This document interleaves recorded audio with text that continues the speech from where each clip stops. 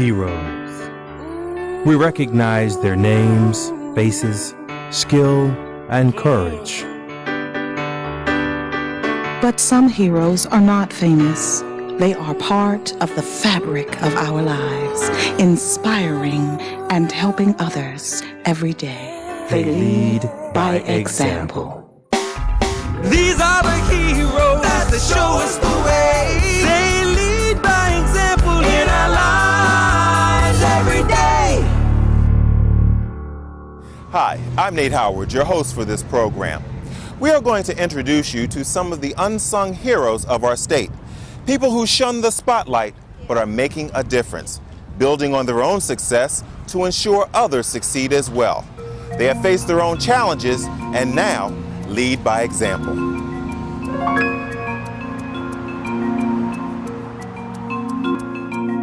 In this episode of Lead by Example, we will meet a special couple who started out with little more than a dream and a few historical wax figures, but have since touched millions of lives and helped transform a community.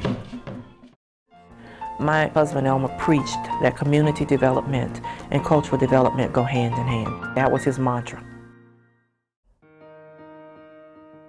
The story begins with a Southern girl and her Midwestern sweetheart. When Joanne met her future husband Elmer at university in Atlanta, she was introduced to a new world of activism and Black consciousness. Coming from a small town in Florida, where when people talked about the system, they were talking about septic tanks, and so to be in the center of these very invigorating conversations and looking at Muhammad Ali's political impact or looking at things in a very different way from things that would have been of no import to me, no importance whatsoever. We used to ride the buses of Atlanta almost everywhere. And when we were going through the exclusive neighborhoods of Atlanta, my eyes were focused out of the window, looking at the homes and the lawns and the cars and pointing out to Elmer all of those things.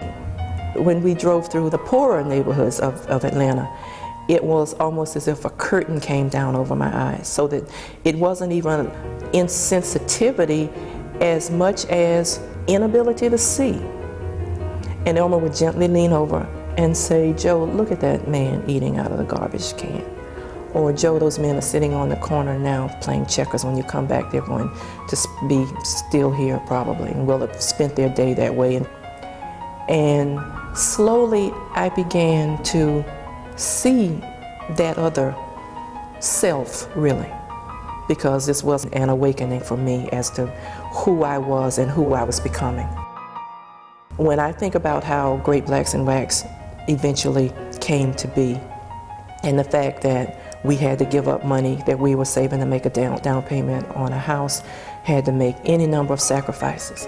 That girl who met Elmer, who was looking at the big house and the big car, would not have been willing to give up that big house or that big car.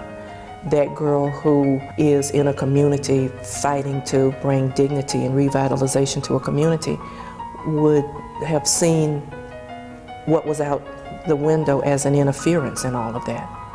And so there likely would not have been a Great Blacks in Wax Museum, and there likely would not have been an Elmer Martin and a Joanne Martin. And I think that for me, that would have been the greatest loss in my life, not to have met Elmer and been challenged, stimulated, loved by him. Just 6 months after opening their first storefront museum, the Martins ran out of money. Joanne and Elmer had to sacrifice even further to lead their vision forward. The time for us to pay our December rent was approaching, and we didn't have any more money. And I could see, one morning I got up and I could see that Elmer was really finally admitting that he was worried too. But I saw him very deliberately walking around our house with this paper sack, some kind of bag, just picking up things, picking up our wedding gifts. And finally he said, "Come with me." And I didn't ask. I got in the car and we drove off to a very interesting neighborhood. And I looked and I realized that he was going into a pawn shop. And he came back a few minutes later and he said they're not interested in any of these things. They said that the thing that sells for them are guns and rings. And when he said that, it kind of went past me for a minute, but the words kind of hung on the word ring. And then finally it hit me, but I saw such a pained look on his face. And that just broke my heart, because I knew that on the one hand, he was saying, I need you to give up this ring, this symbol of my love for you, this part of the sacrifice. And at the same time, I knew that he was saying, this is killing me to ask you this. And so I didn't want him to feel that kind of pain. And I'm, oh, okay, and I'm pulling off the ring and it doesn't want to come off. And I'm saying, look, we have to do what we have to do. He came home a few days later and he had a calendar that he put on the wall, and every morning, first thing before he did anything else, he would mark a day off on that calendar. And one day I was at work at Coppin, and he walked in, and my students, I worked in this big open space, and my students were looking at this very tall man coming into the lab and walking very deliberately toward me, and they were just engrossed on what was going on. He walked deliberately up to me. I was standing. He took my finger, put the ring back on it, kissed it, and said, and don't you ever take this ring off again. I can't think of anything that we did that either of us would ever have done differently. We gave so much of who we are and who we were to this institution, and that we understood that it was never about us, that there was something much, much bigger than Joanne and Elmer Martin in making this important, and that I owed it to Elmer, considering all of the sacrifices that he made, that he lived and died for this museum. I know that he would look around, and the fact that we finally managed to acquire the properties in the 1600 block would be very, very important to him. I think when he looked at children who started working in this museum when they were 8, 9 years old, and seeing them, the young men and young women that they are now, and that how proud he would be of them. So all of those things come together for me, and the idea that we have been able to build something, maintain it even in the midst of enormous struggle, and that we're moving forward, and that we have made our mark on the museum industry, on community development, all of those things, and that's who Elmer was. He was always someone who cared about people, about culture, about respect and dignity of self, and the idea that we play a small part in trying to carry that out in his name.